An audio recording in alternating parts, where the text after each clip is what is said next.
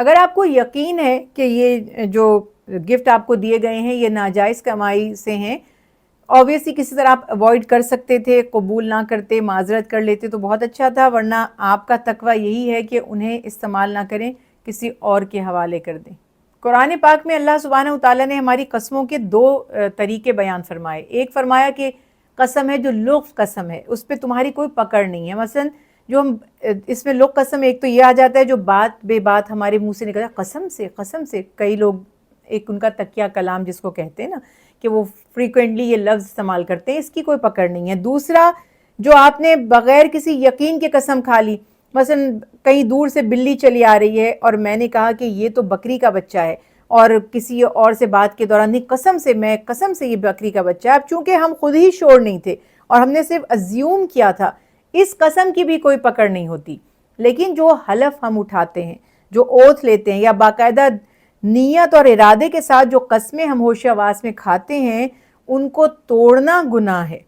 اور اللہ تعالیٰ فرماتے ہیں کہ تم اپنی قسموں کو پورا کرو۔ ہاں، یہ اس صورت میں توڑنا واجب ہو جائیں گی جب کسی غلط کام کی قسم کھا لی، ناجائز یا حرام کام کے کرنے یا حلال کام سے رکنے کے لیے کسی نے قسم اٹھا لی ہے، تو اس صورت میں حکم یہ ہے کہ اس کا کفارہ ادا کرے، یا 10 مسکینوں کو کھانا کھلائے، یا 10 محتاجوں کو کپڑا پہنائے، یا 3 روزے رکھے، یا 1 غلام آزاد کرے۔ اسی طرح سے اگر کسی نے قسم توڑ دی ہے تو اس کو بھی چاہیے کہ توبہ بھی کرے اور قسم کا کفارہ بھی ادا کرے۔ دیکھیں، اس میں بڑی انٹرسٹنگ بات یہ ہے کہ سم ٹائمز کچھ لوگوں نے ڈیکوریشن کے لیے اپنے گھروں میں وائن کی اور اس طرح کی الکوہل کی بوٹلز رکھی بھی ہوتی ہیں۔ ان میں سے ایک ایسی بڑی تعداد لوگوں کی ہے جنہیں یہ پتہ بھی نہیں ہے کہ یہ بوٹلز ہیں کس چیز کی۔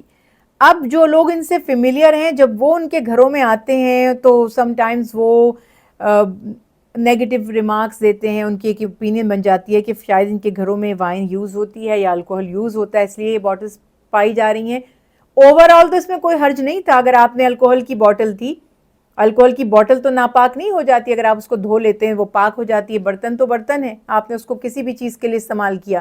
لیکن چونکہ بدگمانی کا پہلو نکلتا ہے، یا اگر لوگ جانتے ہیں تو وہ ان چیزوں سے فیملیئر ہوتے ہیں اور ایک طرح سے سائیکولوجیکلی ایکسیپٹنس ملتی ہے چیزوں کو، تو اس وجہ سے جب آپ کسی ایسے کلچر، سوسائٹی، ماحول میں رہ رہے ہیں جہاں پر لوگ ان بوٹلز کو ریکگنائز کرتے ہیں، تو وہاں پر تو ان کو بالکل اوائڈ کرنا چاہیے۔ رسول اللہ صلی اللہ علیہ وسلم نے تو پورے دن ہی جمعے کے دن، اور دن کب تک رہتا ہے؟ مغرب سے پہلے تک رہتا ہے،